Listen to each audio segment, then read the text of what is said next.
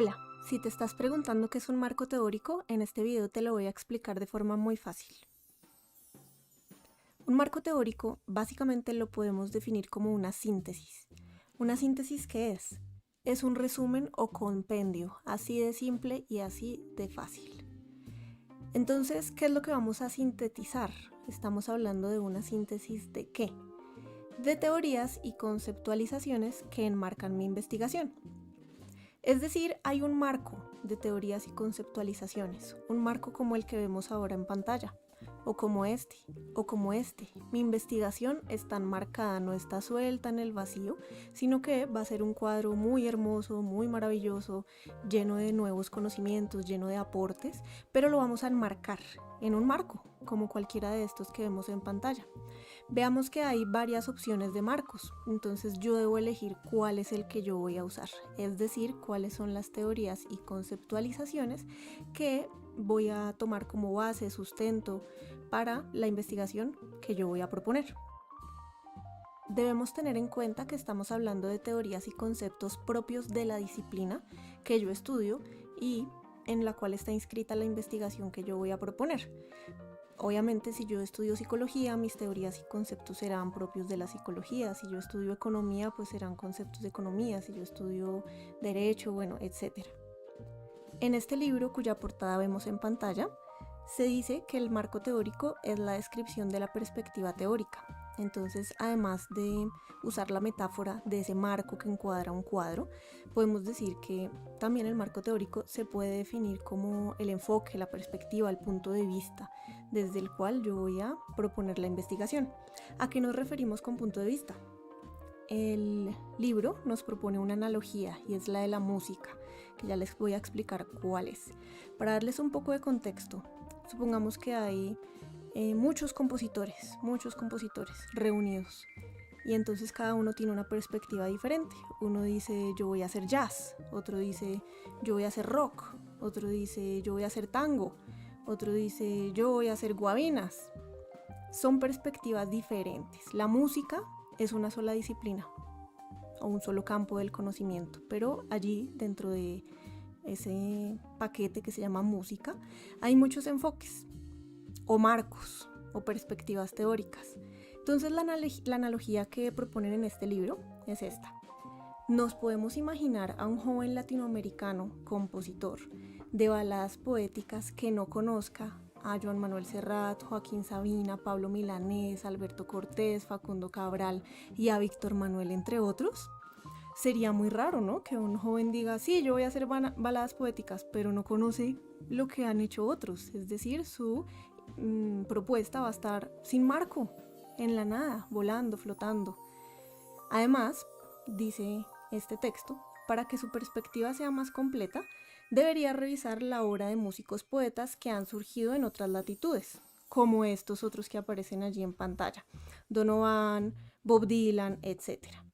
Entonces, esta es una analogía que nos muestra qué es un marco teórico. Es precisamente ese compendio o conjunto de teorías y conceptos que enmarcan nuestra investigación, ¿sí? A partir de lo que han hecho otros autores que son relevantes, reconocidos, influyentes. ¿Cómo saber qué temas vamos a abordar en nuestra investigación? Una forma fácil es identificar las teorías y conceptos claves que dan sentido a tu problema de investigación. Por ejemplo, si yo voy a hacer una investigación sobre conflicto escolar, de pronto yo diga, las teorías y conceptos claves en mi caso van a ser causas y consecuencias del conflicto escolar, bullying, el concepto de alumno mediador también lo quiero meter, teorías sobre la convivencia escolar, entre otros. Si yo quiero hacer una investigación sobre publicidad y mercadeo, de pronto yo diga, no, lo que enmarca mi investigación, esos conceptos clave que dan sentido a lo que yo quiero hacer son, por ejemplo, neuromarketing, posicionamiento de marca, marketing digital. Último ejemplo, supongamos que yo quiero hacer una investigación sobre clima organizacional en una empresa. Entonces, algunos de los conceptos que podrían enmarcarla serían qué es eso de clima organizacional, cuál es su importancia, qué es la cultura organizacional, qué es la satisfacción laboral, productividad, estrés laboral y otros temas así relacionados que yo diga esto da sentido, esto es como la perspectiva con la cual yo voy a ver y resolver ese problema que me interesa. Un consejo que te doy es busca otras tesis o investigaciones similares a la que tú quieres hacer para inspirarte. Seguramente si buscas en Google o en Google Académico vas a encontrar muchas. Entonces sirve no para copiarte, sino para que te des una idea de qué temas han tratado otros estudiantes u otras personas que han investigado problemas similares al tuyo. ¿Y cómo se organiza el marco teórico? Bueno, se organiza con títulos y subtítulos, entonces es necesario que identifiques temas grandes y temas chiquitos que van dentro de esos temas grandes. Esto lo podemos hacer por capítulos. Por ejemplo, capítulo 1, bullying. Capítulo 2, convivencia escolar. Capítulo 3, violencia escolar. Y de pronto violencia escolar yo lo divido en varios subcapítulos, que serían como esos temas más chiquitos que caben dentro del tema grande. Entonces, por ejemplo, orígenes de la violencia infantil o consecuencias, secuelas de la violencia, impacto psicológico de la violencia en la infancia, etc. O por números, entonces yo ya no voy a hablar de capítulo 1, sino que solo pongo el número. Por ejemplo, 1, bullying, 2, convivencia escolar, 3, violencia escolar. Y luego pongo 3.1, 3.2, 3.3, etc. ¿Cómo se redacta? Recordemos que el marco teórico es un resumen, entonces yo tengo que leer y sintetizar resaltando lo más importante. Eso es lo que uno hace en un resumen, como destacar qué es lo más relevante de todo aquello que leyó y organizarlo muy bien con una estructura básica. Generalmente la estructura de cada subcapítulo o capítulo va a ser introducción, desarrollo y cierre. Hay que mencionar a los autores consultados.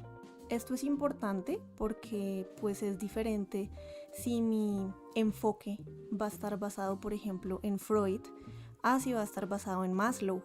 Estoy hablando de grandes autores de la psicología. Uno es psicoanalista y el otro es humanista. Entonces yo tengo que decir es que según Freud, y explico lo que yo leí, o es que según Maslow. Es decir, debo destacar esos autores que guían u orientan esa perspectiva teórica que yo tomé. Debo hacer citas también que pueden ser de parafraseo o textuales. Es decir, no se trata simplemente de hablar y hablar y hablar, sino que tengo que citar.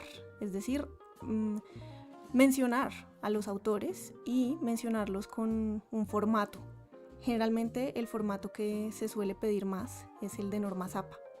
Entonces yo debo usar paréntesis, debo mencionar el año, debo mencionar el número de página y hacerlo con comillas o con sangría, en fin, con todas las características que me obliga el formato de citación que yo esté utilizando. ¿Cuántas fuentes bibliográficas se deben consultar? Y además, ¿qué extensión debería tener el marco teórico? Bueno, estas son preguntas difíciles de contestar porque no hay una regla. Y también podemos decir que no es que si yo referencié un número de fuentes, ya el marco teórico está bien. O no es que si yo escribí 20 páginas en vez de 10, ya está bien. No necesariamente es así. Depende de muchos factores. Por ejemplo, depende del nivel de estudios, de si es una tesis de un colegio, o si es de un pregrado, o si es de un doctorado, o si es para un artículo científico, o si es una investigación personal mía, bueno, etcétera. Entonces depende de muchos factores. Lo que te recomiendo es que mires mis otros videos en este canal donde toco estos temas particularmente y los explico más a fondo, y también que busques otras fuentes con las cuales puedas comparar la investigación que tú quieres hacer. Es decir, por ejemplo, si yo estoy estudiando profesional en fotografía, entonces yo podría buscar otras tesis o monografías o bitácoras, etcétera, de otros estudiantes que se graduaron del mismo programa que yo me gradué en mi universidad o en otras universidades para comparar más o menos qué cantidad de fuentes bibliográficas usaron y qué extensión tuvieron esos marcos teóricos. Así yo me puedo hacer una idea de lo que se exige en el contexto en el que yo estoy. Recordemos entonces que el marco teórico es simplemente una síntesis, por lo tanto no lo podemos comparar con un ensayo, no es un ensayo. No es una propuesta. Es importante señalar que es posible que tu tesis tenga una propuesta o que al final de tu investigación tú quieras hacer una propuesta, un plan, un plan de mejora, bueno, en fin. Pero esto no va dentro del marco teórico. El marco teórico simplemente es resumir. Aquí no vamos a poner resultados tampoco. Los resultados van después. Los objetivos tampoco van en esta parte. Generalmente los objetivos se plantean antes del marco teórico, en el planteamiento del problema o en la introducción del documento. Tampoco es la descripción del problema. Yo acá no voy a ponerme a hablar del contexto, si voy a profundizar en lo que busca esta investigación es ta. No, eso ya lo debía haber hecho antes. Y tampoco voy a hacer un análisis de resultados o algo por el estilo. Recuerda, simplemente leer y resumir aquellas teorías o conceptualizaciones que enmarcan o que son el punto de vista que tú vas a acoger para abordar tu tema de investigación. Si este video te gustó, dale me gusta, suscríbete y recuerda que investigar es fácil.